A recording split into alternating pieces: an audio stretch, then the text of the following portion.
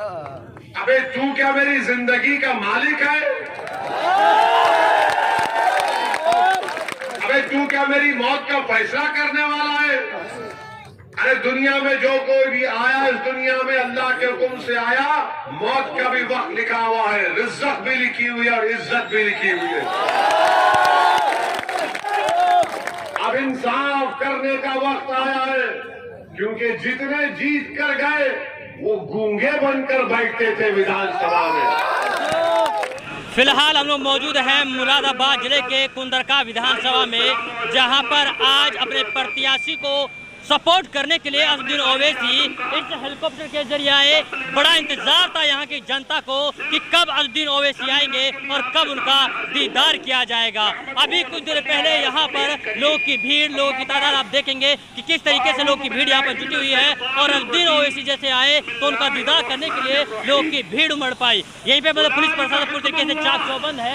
वहीं अगर देखा जाए तो यही वो है जिसके लिए लगातार यहाँ पर इंतजार किया जा रहा था कि अच्छा कब असदुद्दीन ओवैसी आएंगे और कब उनका दीदार किया जाएगा। मेरे अजीज दोस्तों और बुजुर्गों, तीसरी और अहम बात यह है कि आपने बरसों से मुख्तलिफ सियासी पार्टियों को वोट दिया है।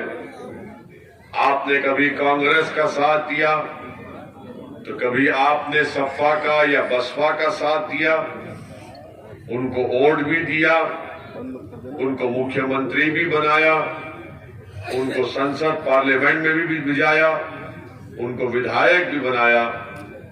और इस उम्मीद पर कि आपका तहफ़्फ़ुज़ हो, आपकी सुरक्षा में आपको सुरक्षा मिले, आपसे इंसाफ हो और आपको वो तमाम मसाइब और मुश्किलात से बचा कर रखा जाए। मगर आज आप देखते हैं कि 40 साल से आप लोग एक पीढ़ी नहीं, 2 पीढ़ी नहीं, 3 पीढ़ी इस उम्मीद पर वोट डालती गई कि मेरा तहफ़्फ़ुज़ होगा, मेरे बेटों को बेटियों को सुरक्षा मिलेगी, शिक्षा मिलेगी, तालीम मिलेगी, रोजगार मिलेगा, मेरे विधानसभा में अस्पताल बनेगा, रोड बनेगी और कोई मुझ पर जुल्म नहीं करेगा। ये आपको आज फैसला करना है कि क्या आपको इंसाफ मिला, क्या आपके बच्चों को स्कूल कॉलेज मिला, क्या नौजवानों को रोजगार मिला, क्या फसादात या जुल्म से आपको छुटकारा मिला। मेरे अजीज दोस्तों और बुजुर्गों, ये तमाम चीजों पर अगर आप देखेंगे तो चाहे सपा हो या बसपा हो या कांग्रेस हो, वो सरासर नाकाम साबित हो गए हैं। ये वोट तो लेते हैं जरूर, मगर वोट लेने के बाद कहीं पर आपको नजर नहीं आते। ये वोट तो लेते हैं जरूर, मगर जब बात इंसाफ की आती है तो खामोश तमाशाई बने बैठे रहते हैं। जब फसादात होते हैं तो उसको रोकने का नाम नहीं लेते, जबकि संवैधानिक जिम्मेदारी इन पर होती है। जब वो सत्ता में होते हैं तो वो जिम्मेदारी को निभा नहीं पाते हैं।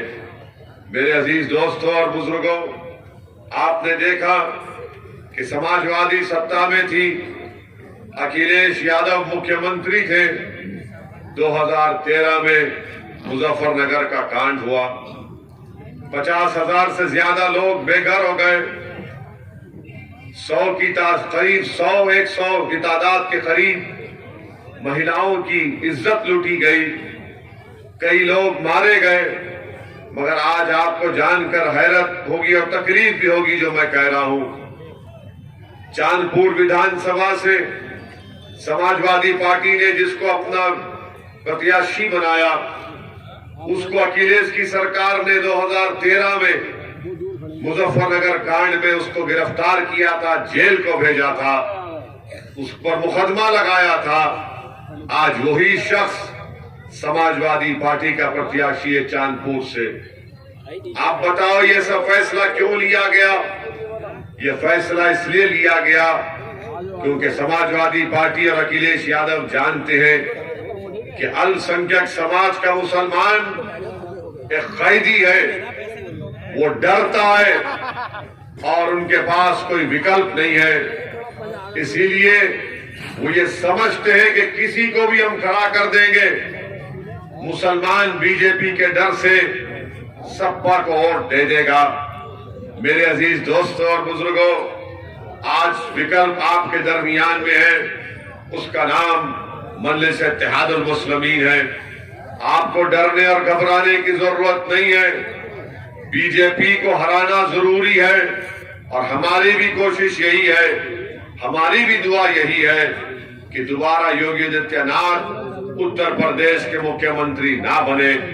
मगर आप बताइए, आप मेरी इस बात पर सोचिए कि क्या बीजेपी को हराना सिर्फ हमारी जिम्मेदारी है?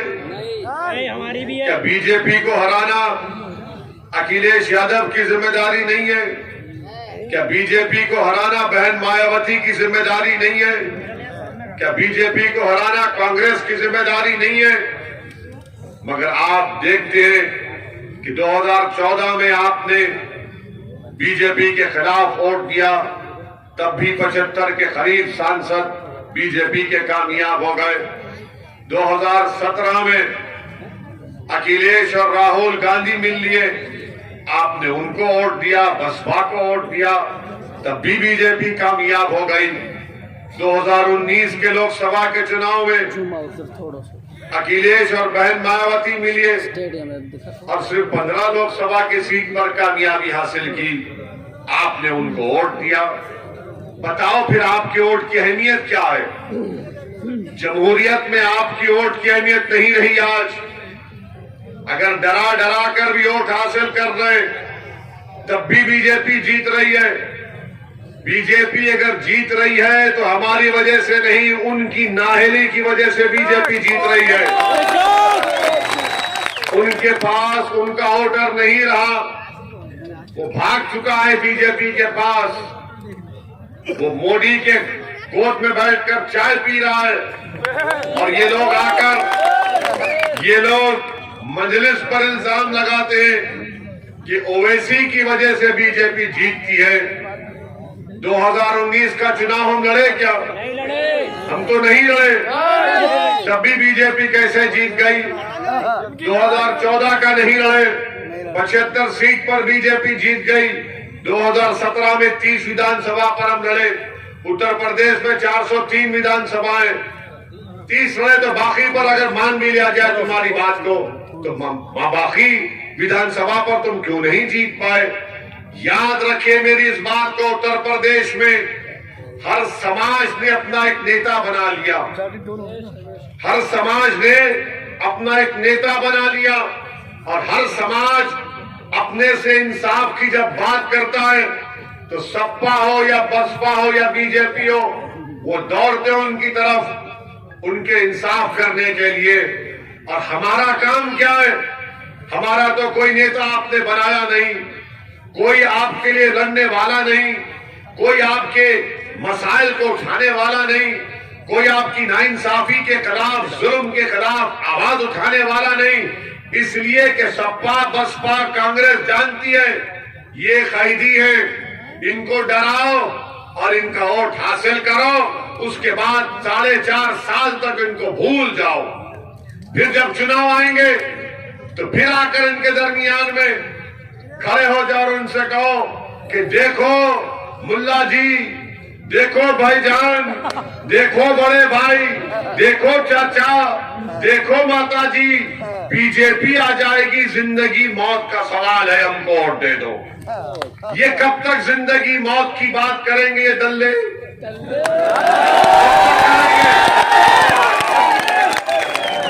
क्या हम सिर्फ चुनाव से पहले जिंदगी मौत का सोचेंगे? चुनाव हो गए, 10 मार्च को रिजल्ट आ गया, उसके बाद रोज हम मरते हैं। हमारे बच्चे का इनकाउंटर या हमारे बेटे पर झूठा मुकदमा, जेल को भिजा दिया जाता है।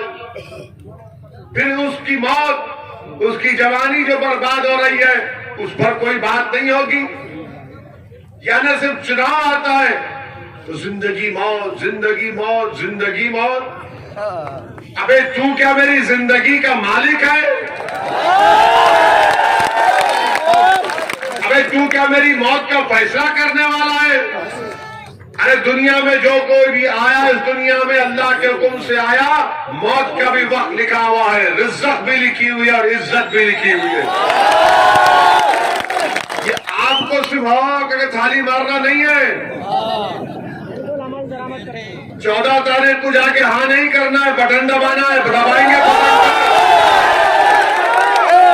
ये बात भी है। वरना हमारा मामला ऐसा है कि वो बहुत जज्बात हो जाते, फिर 14 को आए तो शैतान आके कान में बोलता जिंदगी मौत। फिर शैतान के एजेंट भी है, वो भी आके बोलते जिंदगी मौत। तो उन शैतानी ताकतों से कहना कि जिंदगी मौत अब तेरे हाथ में, ना मेरे हाथ में, उसके हाथ में, वो जाने। मैंने जिसके नाम का सदका खाया, उनके सदके में इंशाल्लाह जिंदा भी रहूंगा और इनको हराऊंगा भी इंशाल्लाह। हम किसके नाम का सदका खाते? कमली वाले के नाम का। ये आके जिंदगी मौत, जिंदगी मौत। हमको भी बोले सिक्योरिटी ले लो, जिंदगी खतरे में। हम बोले तू फैसला करेगा, तू फैसला करेगा हमारी जिंदगी का। हमारी जिंदगी का फैसला तो अम्मा के पेट में आने से पहले आलम अरवा में हो चुका है, हो चुका है। ये तो महज खेल है, कोई आता है जाना सबको है। जेड कैटेगरी ले लो। हमने पार्लियामेंट में खड़े होकर कहा कि हमको जेड कैटेगरी नहीं चाहिए, हमको अव्वल दर्जे का शहरी बनाइए और हुकूक दीजिए, हिस्सेदारी हमको दीजिए। तो ये जो लोग आकर आपसे कहेंगे जिंदगी मौत का इलेक्शन है, नहीं है, जिंदा रहेंगे इंशाअल्लाह ताला और हिस्सेदारी की लड़ाई में लड़ेंगे, आपके हक की लड़ाई लड़ेंगे, आपके इंसाफ की लड़ाई लड़ेंगे और ऐसे बेहतरीन बहादुर को यहां से कामयाब करेंगे जो उत्तर प्रदेश की विधानसभा में जाकर, जो आज आपके दरमियान में खड़े होकर अपनी तकलीफ का इजहार करते हुए बार बार आपसे मुखातिब होकर कह रहा था कि प्यारो प्यारो प्यारो प्यारो। मगर जब हाफिज वारिस आपके दुआओं से और आपके वोट से कामयाब होगा तो कुंदरकी की विधानसभा के लिए, कुंदरकी की विधानसभा के विकास के लिए, उत्तर प्रदेश के अल्पसंख्यक समाज के लिए, दलितों के लिए उस ऐवान में, उस विधानसभा में खड़े होकर प्यारो प्यारो नहीं बोलेगा, बोलेगा है जालिमो जालिमो। अब इंसाफ करने का वक्त आया है, क्योंकि जितने जीत कर गए वो गूंगे बनकर बैठते थे विधानसभा में। जितने तुम आपके वोट से कामयाब होकर गए वो सब के सब अंधे और बहरे बनकर बैठ कर सुनते थे खाली गुफ्तगू। लोग बोलेंगे कि अगर हाफिज वारिस कामयाब हो गया, मजलिस के 8-10 कामयाब हो गए तो क्या होगा? क्या तुम सत्ता में आओगे? फिर दूसरा सवाल हजरत इब्लीस के जानशीनों की तरफ से, तुम क्या सत्ता में आओगे? तुम्हारा मुख्यमंत्री बनेगा? मेरे भाई, 40 साल से आपने जिसको वोट दिया उसको विधायक बनाया, उसको मिनिस्टर बनाया, मंत्री बनाया, उसकी पार्टी के आदमी को मुख्यमंत्री बनाया, उसको एक गाड़ी मिलती है, उसके लाल लाइट लगती है तो विधायक समझता कि मेरे सर से सींग निकल गए, टाई टाई समझता, काम कुछ नहीं करता। इनके पास कोई ताकत नहीं होती सिवाय इसके कि सिर्फ जनता में आके मंत्री जी आ गए, मंत्री जी आ गए। और जितने मंत्री बने संतरी से भी उनको बड़ा ताकत नहीं थी उनके पास, कुछ नहीं कर सकते। जब भैया के सामने जाते तो सांस नहीं ले सकते, हाथ जोड़ के खड़े होते बादब होकर। जब बहन जी के पास जाते तो सांस भी नहीं ले सकते। ये इनकी हैसियत है, ये हकीकत है। ये क्या बोल सकते अखिलेश के सामने? इनको बोलने से पहले इजाजत लेनी पड़ती है कि भैया बोले या ना बोले। भैया इनको सिर्फ घूर के देखे कि समझ गए हम। ये हमारी हैसियत है, ये हमारा मुकाम है, ये हकीकत है। इसको जब कैसे बदलेंगे आप, जब आप कुंदर की विधानसभा से हाफिज वारिस को कामयाब करेंगे, तो हाफिज वारिस को मैं आपके दरमियान में ये बता रहा हूं कि जब इंशाअल्लाह अल्लाह सुब्हानहू तआला नबी करीम सल्लल्लाहु अलैहि वसल्लम के सत्तर तो फैल में हाफिज वारिस को यहां से विधायक बनाकर उत्तर प्रदेश की विधानसभा में भिजाएगा, तो हाफिज वारिस साहब जबान नहीं रुकनी चाहिए गरीब मजलूमों के इंसाफ के लिए। लड़ते रहना आपका काम है। और सुनो समाजवादी पार्टी के चमचों, मैं तुमसे अगर आप बोलेंगे अब ये 7-8 जीत गए तो क्या होगा, आप उनसे पूछिए। भारत की पार्लियामेंट में जो हमारे देश की सबसे बड़ी पंचायत है, 540 के ऐवान में अगर एक दीवाना ओवैसी खड़ा हो गया तो 300 बीजेपी के खड़े होकर इस्तेमाल करते उसका। तो मालूम क्या हुआ, तादाद की जरूरत नहीं है, इखलास की जरूरत है। मालूम क्या हुआ, तादाद की जरूरत नहीं है, हिम्मत की जरूरत है। मालूम क्या हुआ, इख्तिदार की जरूरत नहीं है, इमाम हुसैन के जज्बे की जरूरत है। ये मिजाज मंजलिस पैदा करती है। वक्त का यजीद होगा तो गर्दन नहीं झुकाएंगे, गर्दन कटा देंगे। वक्त का नमरूद होगा, आग होगी, तब भी कहेंगे कि आग में जाना पसंद करेंगे, मगर बातिल से समझौता नहीं करेंगे। वक्त का फिरौन होगा, ताकत होगी, तब भी कहेंगे कि नहीं, तेरी फिरौनियत खत्म होगी। जब फिरौन होगा तो अल्लाह मूसा को भी पैदा करेगा, अल्लाह हारून को भी पैदा करेगा। मेरे अजीज दोस्तों और बुजुर्गों, ये मिजाज मजलिस आपको देती है। बैठिए बैठिए, उड़न खटोला है। हाँ, टेक ऑफ करना है बोल रहे हैं, मगर आपको मैं बता रहा हूं, आप अखिलेश को भरोसा मत करिए। एक वीडियो चल रहा है, सुना आपने अखिलेश का वीडियो? उससे मीडिया ने सवाल किया हिजाब और निकाब पर, मना कर दिया। क्या किया अखिलेश ने, क्या कहा, क्या कहा, क्या कहा उसने? मुझे सुनाई नहीं दे रहा, बहरा हो गया। जब मीडिया ने पूछा मुस्लिम और, तो बोला ऊंचा बोलो, सुनाई नहीं दे रहा, मना कर दिया। और फिर उस बच्ची ने क्या किया,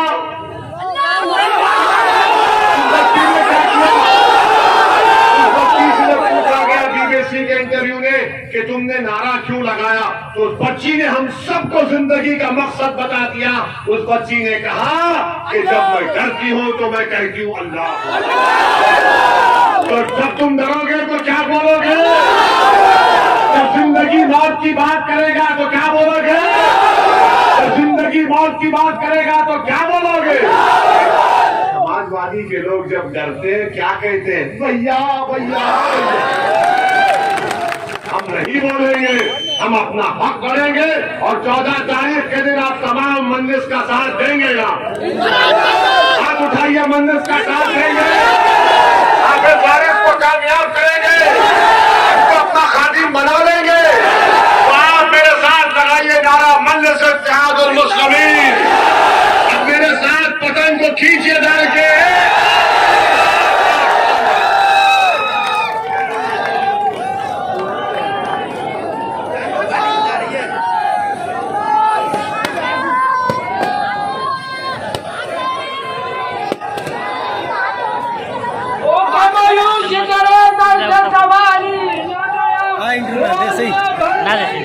मेवात का सबसे मशहूर दवाखाना, जिस पर होता है हर बीमारी का इलाज देसी जड़ी बूटियों से।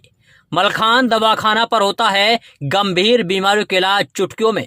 अगर आप भी हैं कैंसर, एड्स, नामर्दी, लाल पानी व सफेद पानी, पथरी और जोड़ों के दर्द से परेशान तो देसी जड़ी बूटियों से होगा समाधान। मलखान दवा खाना के पास।